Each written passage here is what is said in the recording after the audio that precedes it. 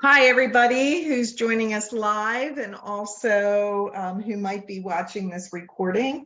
I'm Dr. Jen Johnson, and I am excited to be here today, this afternoon, this evening, wherever you are, with my dear friend and colleague, Ren Houyoux. And Ren is a credentialed veterinary technician, has been for a very long time. 98, I think.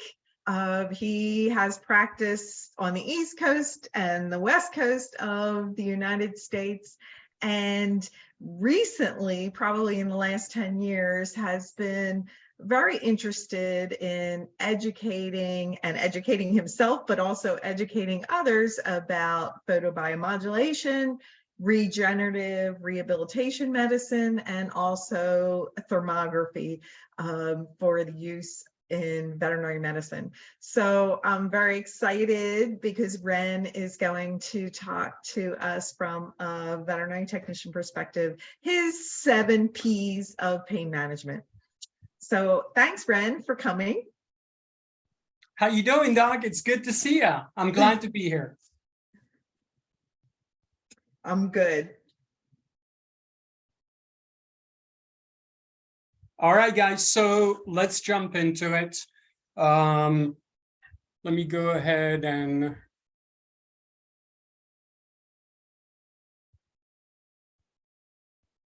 share my screen. Here we go. I hope it's all coming through.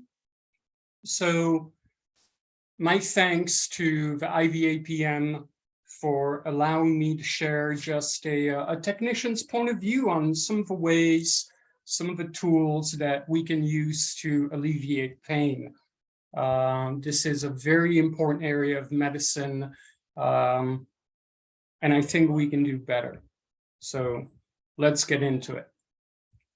Just to give you a bit of a background info on me. Yes, I was credentialed in '98. I graduated from the Bell Ray Institute in Denver, Colorado. Very good program to this day. In addition to being credentialed as a tech, I do have some additional training in dentistry, chemotherapy, nutrition, regenerative medicine, rehabilitation medicine, and I'm also a laser safety officer. Like Dr. Jen said, I've worked GP and specialty from Virginia to California and a couple states in between. My current prism of focus is primarily photobiomodulation, commonly referred to as laser therapy, digital thermal imaging known as thermography, and obviously regenerative rehab med, the use of platelet-rich plasma, stem cells, cold compression, hydroacual, all kinds of things. I enjoy sharing what I've learned, lecturing, leading wet labs, and even writing when I have the opportunity.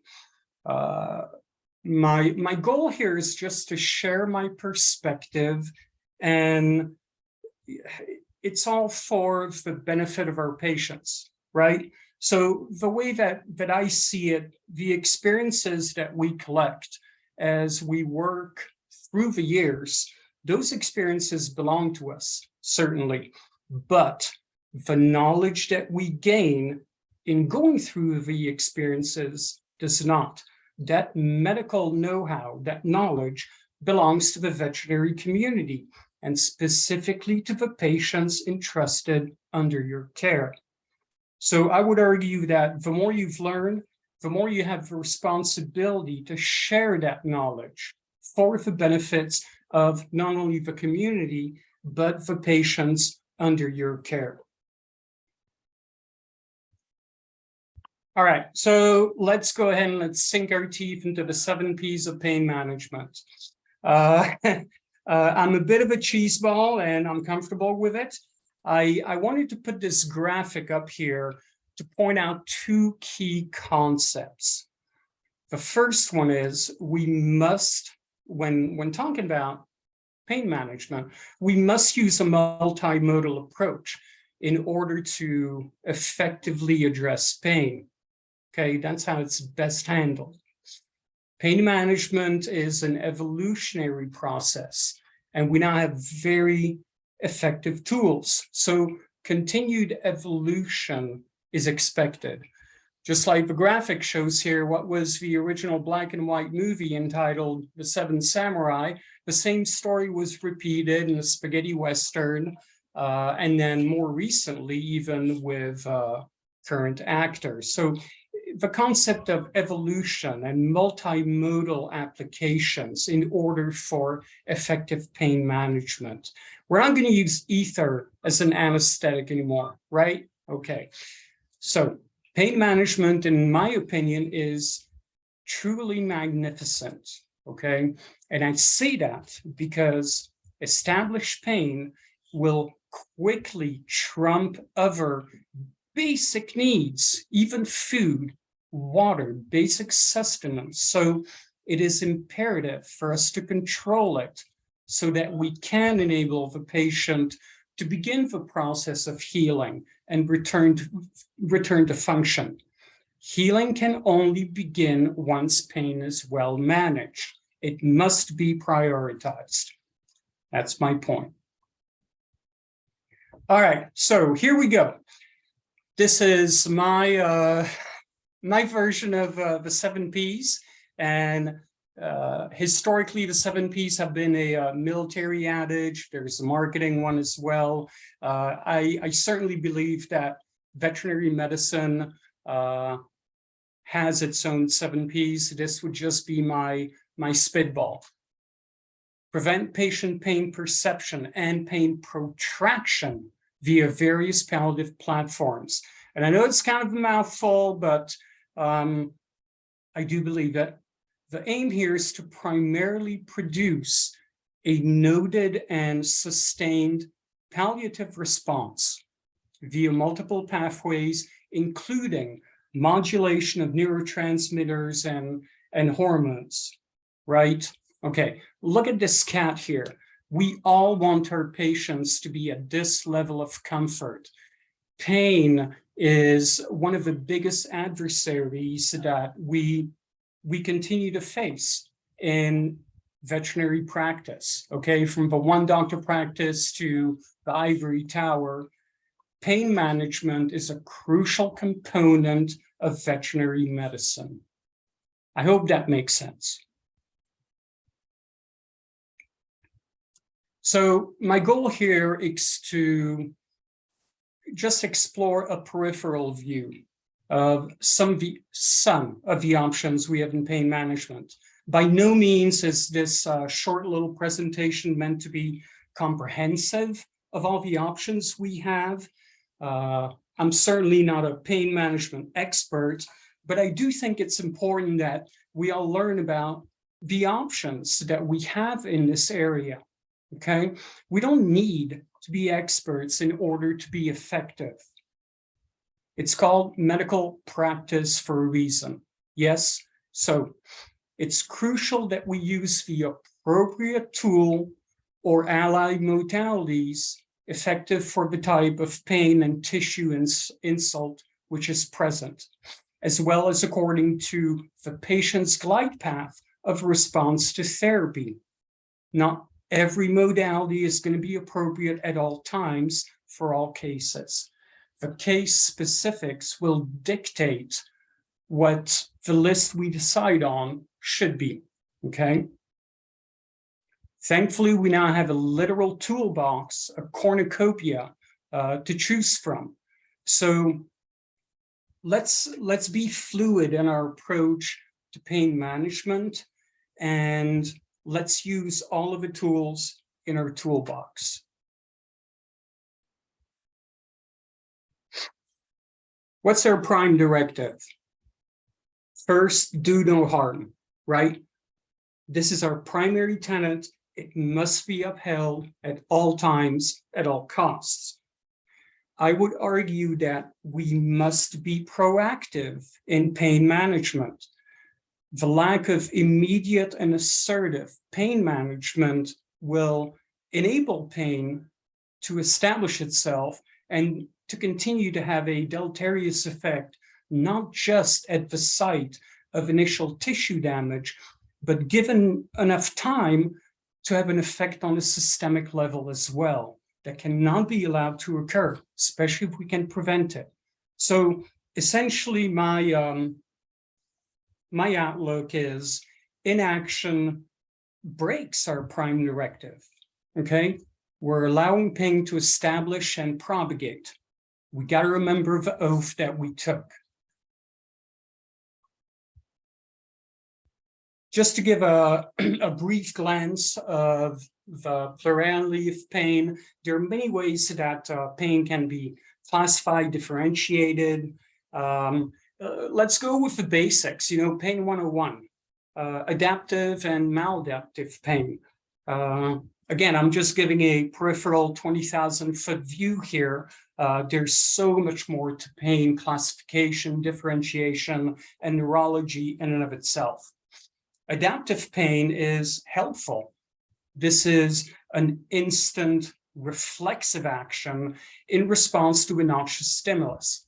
Looking at this ginger cat here on the left-hand side, if he steps on a hot stove plate, reflexively, he's going to pull back his arm before he's consciously doing that, right?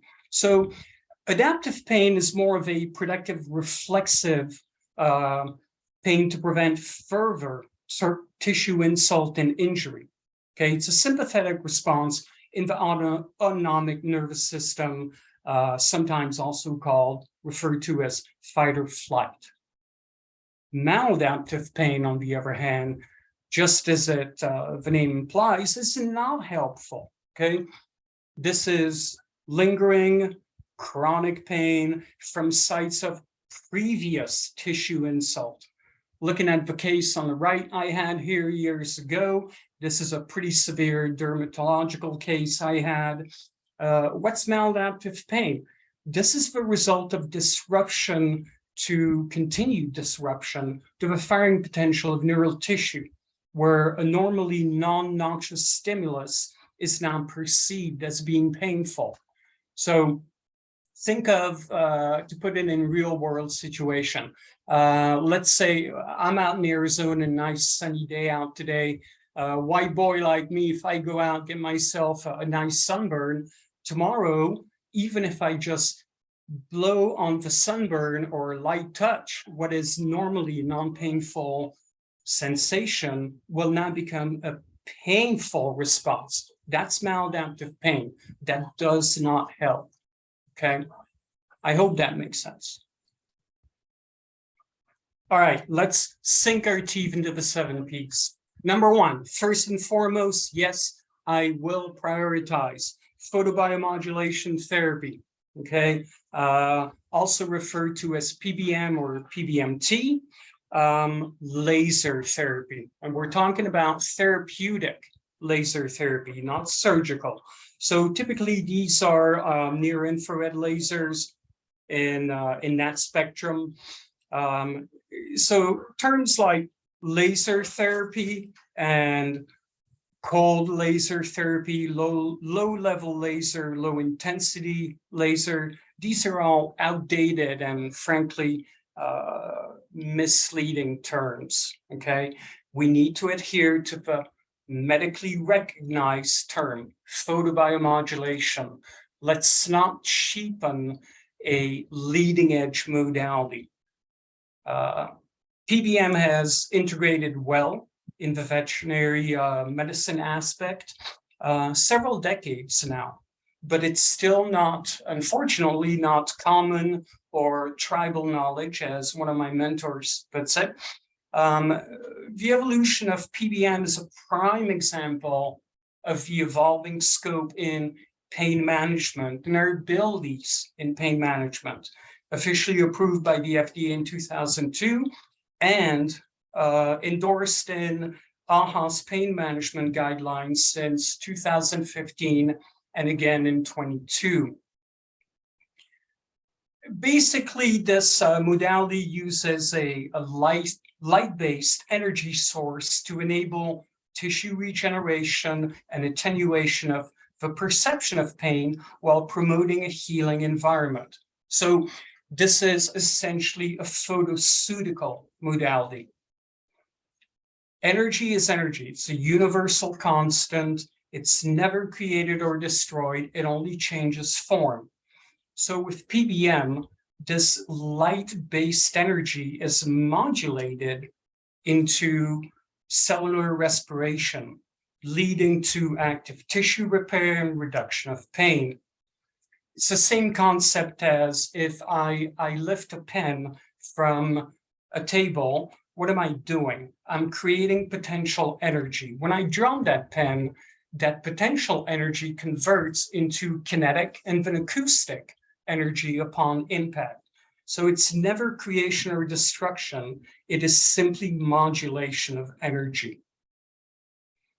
Forgive the pun, in my book, there is a bright future for the continued evolution, which is now medically validated, okay? Because we now have a firm grasp, understanding, foundation of what PBM is, I think that the next 10 years will eclipse the past 15 to 20.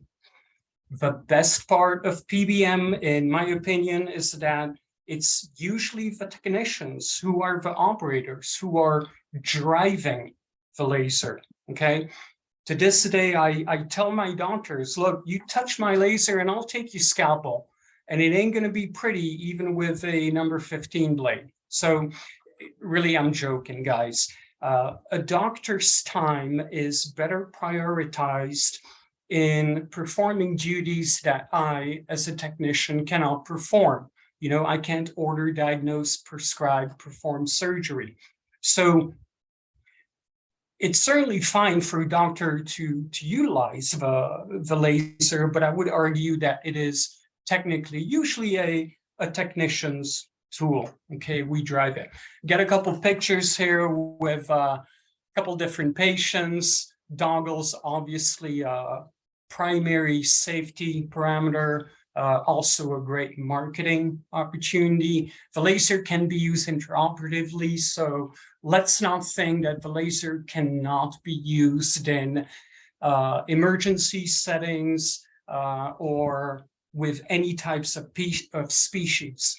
If there's a pain, inflammation, or tissue dysfunction, the question needs to be, why shouldn't I use the laser instead of why should I? And there will be instances, but those are going to be a very small minority of cases.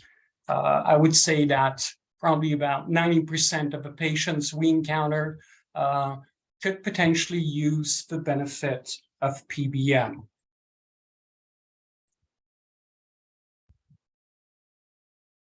Number 2, pulse electromagnetic field therapy. I love this one as well. We're using here a pulse electromagnetic field to decrease the pain perception of the patient, to reduce inflammation, and to promote soft tissue and bone regeneration. Interesting, originally developed by NASA to counteract the loss of bone density in low-level gravity environment. So bones, our bones and animal bones actually need gravity, okay? They strengthen by bearing weight intermittently. Another beautiful thing about PEMF is it can be delivered via various sizes of loops, so it's minimally invasive or cumbersome. We see a picture here on the left, little cat carrier or small dog carrier. It's wonderful, reinforces the safe habitat environment, makes it easier for veterinary visits, I believe. And picture on the right, we see both a loop on the dog's lumbar and stifle hip area, and laying on a bed as well. All these devices are available. So not only can they be used in a clinical setting, but they can be applied at home in total fear-free environment by the client. So this type of flexibility really enables a continuum of care, even when the patient is not in the veterinary clinic, and it really goes to promote client involvement in taking an active role in the medical care of their beloved. We all know our patients are very perceptive, right? I mean, they quickly make the correlation between these devices and feeling pain relief. So just like with PBM, for example, my cat knows how to follow the sunspots throughout the house, throughout the day, just like PEMF patients will willingly seek self-care at home. Okay, this is another perfect modality for the concept of fear-free medicine, just like PBM and some others we're gonna go over today.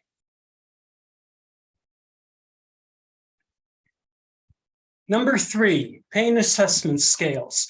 I love these things. These are awesome. Most of them are species specific, even better. And there's even more in development. Just ran across one yesterday, as a matter of fact. And I really enjoy seeing how these are being recognized, developed, and validated. Okay, they're a wonderful tool to assess the patient's current level of debilitation, not only at presentation, but as well during their convalescence period. So we can actually gauge the patient's glide path of response to various therapies as the medical team starts to utilize multiple platforms, multiple modalities to alleviate pain and to promote tissue return to function. Unfortunately, this tool, in my opinion, is still greatly underutilized in the overall industry. I mean, they're certainly gaining ground, but we need to do better. We need to really incorporate the use of these on a day-by-day basis, okay? So we have to do our part in the commonplace integration of these so that we can more effectively gauge the patient's status and validation for modalities which are chosen to address the case. The use of these pain assessment scales enables, again, a more assertive and pointed plan in the management of pain for every patient suffering from tissue dysfunction. You're wonderful. Number 4, photothermal imaging. It had to start with a P. Technically, this is called thermography, digital thermal imaging, leading edge modality again. This modality essentially enables the clinician to view a patient's quote unquote thermal signature. And we do so using an infrared camera. What we're doing with DTI is we're assessing sites of thermal asymmetry in contralateral areas, okay? And thermal asymmetrical contralateral areas would indicate where further examination monitoring should be directed. So here, for example, we're looking at a feline patient, a right lateral and left lateral, okay? And let's take a look at the color, at the thermal signature. Take a look at the colors. So it's important to note that thermography is a screening tool. This is not a diagnostic tool. I'm not going to diagnose arthritis, cancer, neuropathy. What it's going to indicate is an asymmetrical use or ability of use by the patient. Looking at these two here, there's an obvious thermal asymmetry in the stifles and in the shoulders, okay? So we're not diagnosing, but this is the colors don't lie. The temperature does not lie. When we see asymmetry like this modality promotes and validates the use of other allied technologies, which are diagnostic in nature. So what do I mean? I'm talking about, if I see this, if I were a veterinarian, what may I recommend to further diagnose, figure out what's going on? Well, radiographs may not be a bad idea. Let's take a look at case specs, recent history, chief complaint, so on. Musculoskeletal ultrasound. Are pharmaceuticals needed? There's all kinds of other modalities. Again, we need a multimodal approach. DTI is also great because clients can, at the same time, look at these thermal images and quickly understand the concept of thermal asymmetry. And that's all they need to understand. We're a very visual creature. This side does not look like that side. That is not normal. So let's dig into it. Let's see what's going on. Let's gauge it. How much of a discrepancy, how much of a delta T do I have? What am I looking at, right? So essentially, we're seeing, if we continue to treat the patient and take these screening images, we can see the patient's glide path of response to whichever medical modalities are being utilized. And we're allowing for a more targeted plan of care as per the case specs. So we can see the amount of thermal asymmetry at presentation, and then we can monitor that level of asymmetrical thermal distribution as the patient is undergoing our care. Is it working? How well is it working? How quickly is it working? There is currently very little saturation of this modality in the field. In my opinion, it's pretty similar to where photobiomodulation was about 15 years ago. I really do have high hopes that this platform becomes integrated into mainstream medicine. And I apologize, my cat just decided to make an entrance. Yes, okay. So, really, there's very little saturation in this field. Technicians, again, are usually the ones behind the wheel here. Not that the doctor's too good, it's just their time is better prioritized. But I do have high hopes. We can glean great medical info from this modality.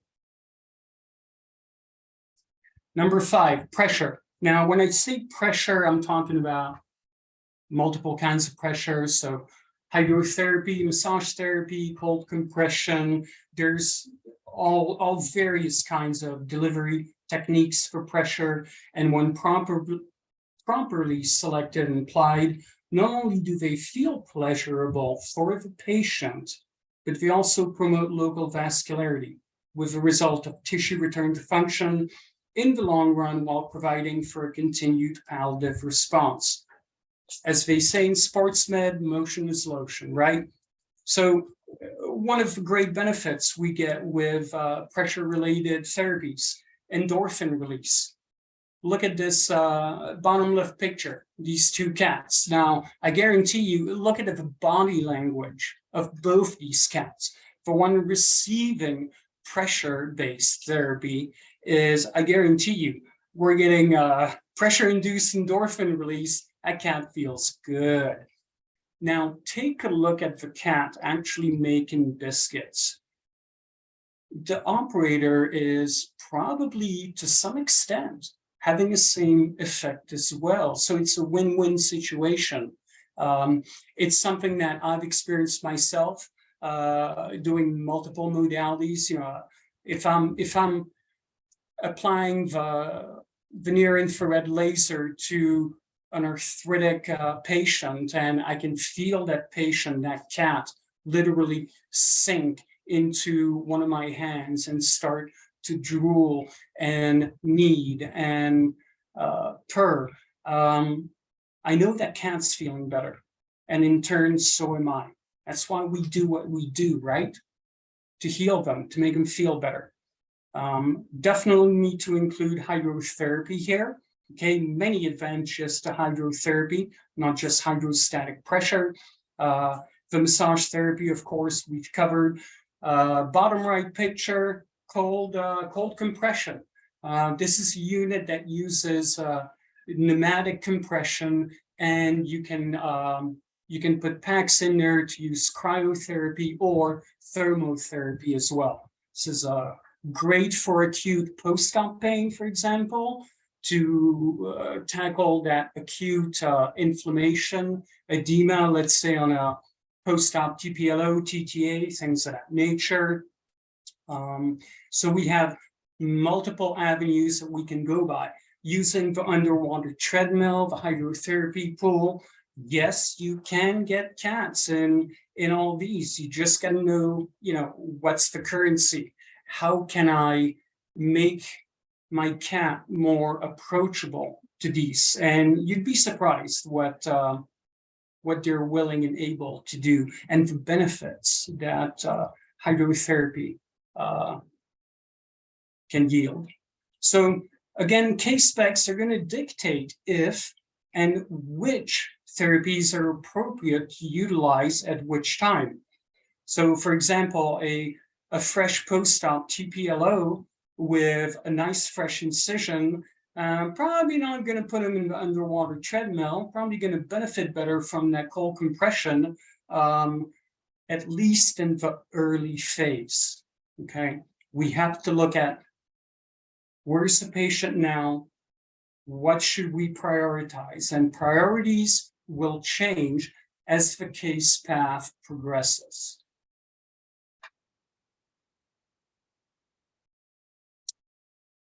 Let's move from pressure to puncture. And here I'm specifically referring to acupuncture, many different types of acupunctures. We think originated in China around 2500 BC, and very effective on many species. And although there's validated training and integration in Western veterinary care, acupuncture remains a somewhat contested platform for some Western medicine practitioners. I would say that we have to remain cognizant that we have a responsibility to employ such modalities and seek further validation derived from practical applications in the clinical setting. Okay, acupuncture continues to evolve. One of the trends I've seen is moving away from the term meridian, using the term channel. It's a living, breathing, evolving modality, just like all these others that we're talking about. And number 7, pharmaceuticals. So I didn't put pharmaceuticals as my last P because I think it's the least valid, not at all. I think pharmaceuticals are absolutely valid, warranted, and needed, essential. Again, depends on the case. Currently, we have a plethora of options to choose from, and they can be very, very effective. But keep in mind the possibility for organ dysfunction in metabolizing these various agents, individual patient sensitivity, things of that nature. So once more, case specs and patient history will dictate if and which pharmaceuticals can be used with an individual case, okay? No two cases are the same. Some of these are going to be available only in the clinic. Taking a look lower left, we got a CRI there, a little syringe pump. That's only going to happen in a controlled environment of the hospital. But thankfully, there's others that can be used at home. So top left, we see, let's say you get a post-op pulse course of NSAID, certainly applicable, and it does the job really well. Even a single in-clinic visit can enable a palliative response that lasts for several days.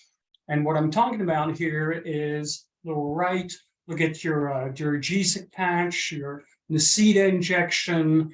We have, again, a cornucopia to choose from. So we have the ability to address pain on so many levels, even just with this one modality of pharmaceuticals. And when it comes to pharma, please, let's not forget nerve blocks, okay? Nerve blocks not only will make for a smoother anesthesia, but it'll also make for a better recovery. You're looking at less possibility of dysphoria, things of that nature. So let's not be shy about our pharmaceuticals. Let's just validate whatever modalities that we are using. As I said at the beginning, these 7 Ps are just I'm barely scratching the tip of a diamond here, guys, okay? I do want to real quick point out some additional resources that I think are important to keep in mind when we are conducting pain management. So I would highly encourage the review of the 2022 pain management guidelines. Excellent. If we look closely here on the top left, we'll actually see Dr. Johnson was intimately involved in this endeavor. So thanks, Doc. It's a treasure trove of information for techs like me, I believe. Got a couple examples here, several textbooks. There's a multitude of textbooks in pain management. These are just 2 examples from some of the top clinicians and vet techs that are around. Key industry leaders like Dr. Grubb, Mary Ellen Goldberg, Nancy Shafran. All these experts can share with us. We can learn in a very short amount of time from these textbooks what took them decades of experience to learn and to implement. Guys, these textbooks are worth their weight in gold. They really are. I do want you all to keep in mind September is Pain Awareness Month, okay? So let's not forget about that. Boots on the ground rely on these materials provided by these pillars of our community to apply various modalities, okay? From boots on the ground to the newly forming ranks and those that have been in the ranks for a while and seeking specialization specifically in pain management. And here I'm referring to certified veterinary pain practitioners, excellent training. So the ability to manage pain remains to this day, in my opinion, a formidable challenge for us to overcome and to implement emerging palliative platforms in practice. Okay, we got to face that challenge. We must remain steadfast and absolutely resilient in our search to provide improved pain management techniques and modalities. Okay, you're only as good as your last patient. Yes? Right. So Latin phrase here pretty much states, divine is the word to relieve pain. And I certainly believe that, okay? Guys, our patients are not spicy, fractious, aggressive, or salsa picante, okay? They're fearful, they're painful, okay? Be it physical pain or mental distress. Pain comes in many forms, okay? And here the industry really needs to recognize this. I think we will need to take an active shift in the way that we see this, recognize this, and tackle this problem, pain management. Thankfully, some steps are being taken. I think of the Fear-Free Initiative, for example. Okay. Picture on the right, we see a depiction of St. Francis of Assisi, patron saint of all animals, my personal hero. I consider myself to be a Knight of Assisi. So yeah, relief pain, guys. It's a crucial concept of veterinary care. So my thanks to IVAPM for allowing me to share with you just a simple text point of view, a couple spitballs on some of the options we have in the area of managing pain. There are many facets to this diamond, and I would suggest that if you add more facet to your diamond, the more it will shine even more brilliantly. So combining allied technologies produces a synergistic palliative response. When I see things like my patient's respiratory rate and character normalize, when I see their body language indicate pain relief, I know I've won the first step in the right direction for my patient. So I would leave you with this one final thought. In my book, there is simply no greater path, no calling more noble than that of healer. Okay, healing can only begin to occur once pain is well managed.